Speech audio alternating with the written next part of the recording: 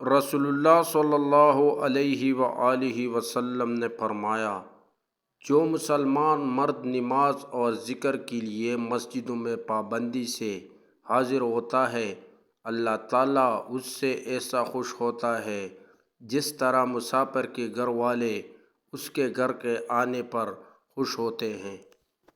نبی پاک صلی اللہ علیہ وآلہ وسلم نے فرمایا، جمائی شیطان کی طرف سے ہے، پس جب کسی کو جمائی آئے تو جہاں تک ہو سکے اسے روکے، کیونکہ جب کوئی جمائی لیتے ہوئے ہاں ہاں کرتا ہے تو شیطان اس پر ہنستا ہے۔ رسول اللہ صلی اللہ علیہ وآلہ وسلم نے فرمایا، اللہ تعالیٰ اس شخص کو خوش اور شاداب رکھے